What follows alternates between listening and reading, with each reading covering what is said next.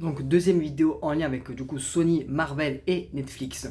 Donc oui, donc comme je vous l'ai dit du coup dans la vidéo précédente, Sony du coup est plus ouvert par rapport aux négociations, par rapport à leurs personnages.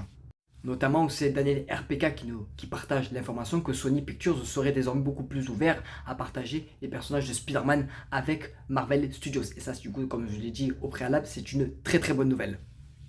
Malgré que quand même, attention, parce que cela concerne les personnages initialement réservés au spin-off Sony. Voilà, donc c'est quand même assez précis quand même par rapport aux négociations qu'il y avait justement avec Marvel Studios et Sony.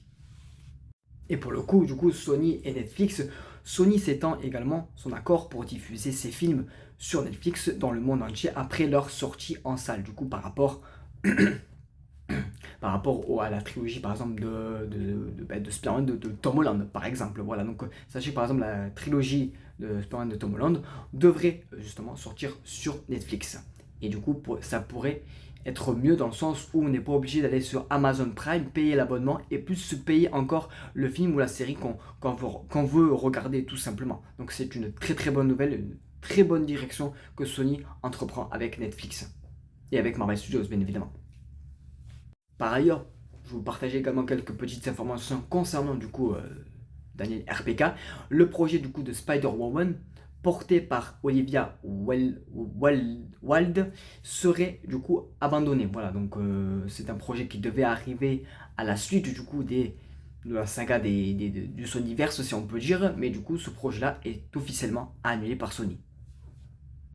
Par contre, en revanche, Deadline confirme que Daniel Kaluuya confirme que l'avancée du film Spider-Punk. Donc oui, sachez que Sony n'a pas terminé du coup son lore par rapport à l'univers étendu de Spider-Verse, mais devrait adapter du coup en live action, du coup cette fois-ci, les différents Spider-Man. Donc on commencerait supposément par du Spider-Punk.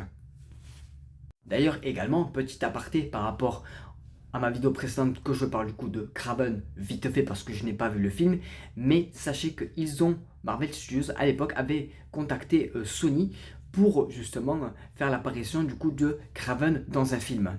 Donc Josh Horowitz qui a dit que Sony avait été contacté par Marvel, mais que Sony avait de suite décliné l'offre en fait tout simplement. Ryan Coogler révèle que Kraven le chasseur aurait dû être dans Black Panther 1. Ça aurait pu être encore une fois une dinguerie. Sony, pourquoi vous n'avez pas dit oui sans déconner? J'aurais préféré avoir ne serait-ce qu'une petite apparition de ce personnage dans Black Panther que voir le film qui pour le coup a bidé monumentalement. Sachant que le Kraven, à mon sens pour l'instant qui est toujours aussi bien, c'est le Kraven de Sony, mais sur la PlayStation, qui foudroie littéralement ce Kraven-là. Je suis désolé, mais c'est la réalité. Mais Ryan Coogler, franchement, tu aurais dû forcer Sony à essayer de dire oui. Après, bon, les patrons restent les patrons, bien évidemment, c'est eux qui prennent les décisions. Mais quel dommage, franchement, quel dommage. Mais c'est pour ça que je pense que Sony a changé d'idée, est beaucoup plus ouvert, comme j'ai dit, par rapport aux négociations de faire apparaître d'autres personnages dans le MCU traditionnellement. Hein. Sachez que de base, d'ailleurs, sachez que je vais revenir dessus, mais ce qui était prévu, c'est que si Venom 3 aurait marché, de base, on aurait pu avoir un Spider-Man dans la scène post-générique de Venom 3. Ça aurait pu être possible. Et donc Daniel RPK partage également par rapport aux négociations, je pense, par rapport à Sony et Marvel Studios, souhaiterait du coup proposer sa propre version du symbiote pour la trilogie à venir. Et en vrai, c'est tout à fait normal quand on sait que du coup qu'il y a un bout de symbiote qui se balade dans notre réalité qui a été laissé par le Venom du coup de Tom Hardy. Et il a tout simplement également, par la suite de ça, du coup confirmé que Marvel Studios veut faire sa propre version de Venom. Alors, c'est tout à fait crédible, comme je l'ai dit, par rapport au bout de symbiote qui est laissé dans notre réalité à la fin de Venom, les Herbie Carnage, dans la scène post-générique, il me semble.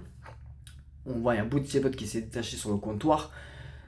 On le sait très bien que Venom, à un moment donné, va arriver sur le corps de Peter Parker, alias Spider-Man, quand on voit la tournure que prend Spider-Man. D'ailleurs, je vais y revenir dans une vidéo où je vais parler de Spider-Man par rapport aux différentes rumeurs, etc., par rapport à tout ce qu'on sait. Et que je vous avais dit dans une vidéo précédente qui date un peu, mais elle est disponible, vous pouvez la voir, elles sont disponibles dans mes shorts, c'est que le symbiote aurait un rôle dans Spider-Man Brand New Day. Sachant que Spider-Man Brand New Day sort avant Avengers Doomsday, parce qu'on a Spider-Man Brand New Day qui sort en juillet, Avengers Doomsday, et après on a Avengers Secret Wars. Sachant que dans Avengers Secret Wars, par rapport aux comics, Spider-Man a le costume symbiotique. Donc écoutez, voilà, c'est tout pour moi. J'espère que cette deuxième vidéo vous sera plus concernant du coup Sony, Marvel Studios et Netflix par rapport également tous aux personnages qui se trament. Voilà, que par rapport aux négociations de Sony qui sont beaucoup plus ouvertes par rapport à introduire des personnages dans le MCU. Voilà, n'hésitez pas à me dire tout ça dans les commentaires. D'ailleurs, j'ai envie que vous me disiez si, admettons, les prochains films de Sony ne marchent pas par rapport à Spider-Punk, etc. Est-ce que vous accepterez que Marvel Studios rachète les droits de Spider-Man? Voilà, j'aimerais que vous me dites ça dans les commentaires. Moi, pour ma part, je dirais qu'en vrai, oui, mais que Disney, non plus, ne mette pas trop leur nez dedans, entre guillemets, même si ça reste les grands patrons de Marvel Studios. Moi, à mon sens, et ça serait le plus simple, en fait, pour qu'ils puissent travailler tranquillement, c'est que Marvel Studios, pour moi, à mon sens, devrait avoir les droits de Spider-Man. Voilà les gars. Écoutez, c'était tout pour moi, j'espère que cette vidéo vous aura plu, n'hésitez pas à me dire tout ça dans les commentaires et on se dit à très bientôt pour d'éventuelles vidéos. La bise, c'est Edrix.